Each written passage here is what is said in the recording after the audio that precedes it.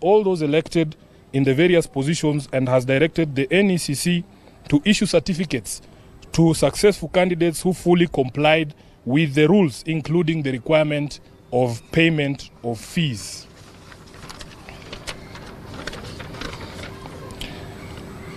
This meeting further resolved to convene a meeting. How are you guys? Jambo, habari zenu. Niko na video kama vile ambavyo umeona hapo nyuma. Chama cha Azimio kimetoa official statement ya mwaka 2025. Yes, 2025. Of course, Senator Mani Governor Anyang' Nyong'o sasa ndio anachea, kisha akina Sufuna akiwa hapo ndani. So ametoa statement ya 2025. Kinyang'anyiro ya 2027 wamejipanga, but as we go on we will know. So sawa So I want you to watch this video here upate full information ya 2027 official statement ya Azimio. Ukiona wamesema hivyo ujue ni Raila amesema hivyo. Sawa And if you are new, please subscribe to this channel. Let's go. Of the year this morning, chaired by His Excellency Professor Peter Anyang' Nyong'o, the acting party leader. On behalf of the committee and the entire party, we take this opportunity to wish our members and all Kenyans a happy new year. As you all know, 2024 was a difficult year, and we pray and hope that 2025 will be kinder to all of you. This year, the party will be reaching a significant milestone, celebrating its 20th year of existence. This is also the year that the Africa Union Commission will decide on its next chairperson, and we continue to wish our party leader, whom as you know is contesting the seat, all the best in his quest. We have no doubt that he will bring it home for all Kenyans and for Africa.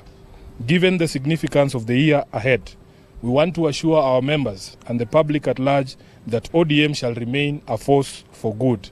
We shall remain the foremost defender of democracy with all its attendant freedoms and full participation of the people, transparency, good governance, justice, fairness, and equity. These are the values upon which this party was founded and must remain our guiding star in all engagements with issues affecting the people. We call on all our members to remember that ODM remains a distinct political party in competition with all others to win power by democratic means.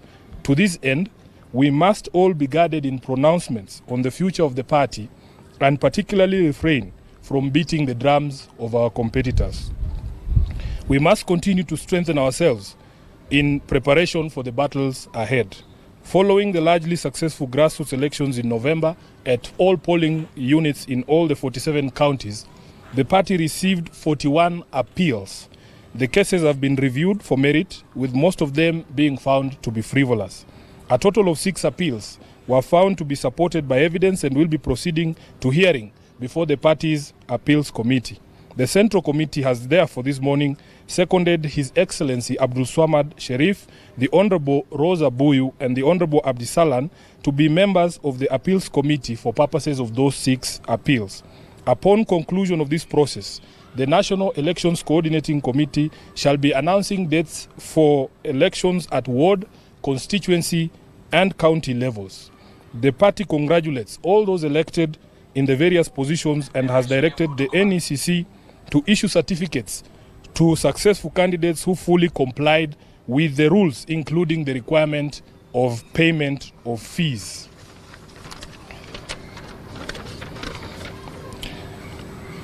This meeting further resolved to convene a meeting of the party parliamentary group prior to the resumption of regular sittings of Parliament in February to consult with our members on priority legislative business for the party. Of foremost concern to the party is the impasse on the mediation on additional allocation to counties and the new formula on shareable revenue proposed by the CRA. We shall be imploring on our members to strongly stand up in defense of devolution and ensure that no county stands to lose in any proposed formula. The party further wishes to express concern over the delays in constitution of the IEBC selection panel that has meant denial of representation for many Kenyans in parliament. ODM as a party is one of the most affected by this continued state of affairs. We are down 3 members in the National Assembly alone, with pending by-elections in Ugunja, Magarini, and 1 nominated member, all which were held by ODM. We are aware there are court orders in place stopping the empanelment and want to urge the judiciary to expedite the resolution of these cases as a matter of national urgency. The by-elections aside, the new commissioners will require time to settle in and begin preparations for the 2027 general election. There is also the question of boundary review, and we feel as a party that we are running the risk of getting into a very serious constitutional crisis. I thank you. That is the end of the statement. Any questions? Yes, sir. Yeah, thank you so much. Just two from me. Number one is towards the secretary. You were recently quoted, making a remark in regards to a party position supporting the regime. And you were quoted that even if ODM supports that has nothing to do with the statement we have read, please, Seth. With all due respect, can we address what we have said in this statement? We have made it clear here in the statement that all our members, the SG included, must be guided in the remarks regarding 2027, and that we exist as a political party independent and ready to battle it out for power with all the other existing political parties. I think that should be sufficient. Yes, Eric. Yes. Two?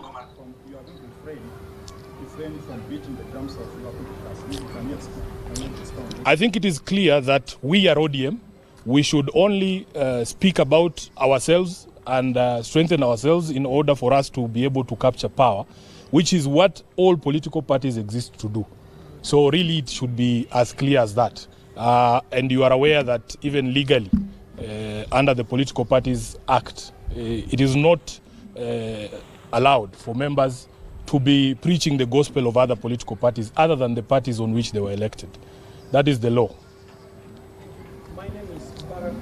Yes. I work for the Civils. In terms of preparedness, Yes.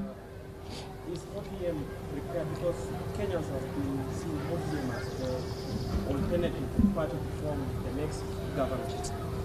In terms of your preparedness for the 2027 election, are we seeing ODM I think part of what we have addressed here and what we began last year with the grassroots elections is part of that strengthening process.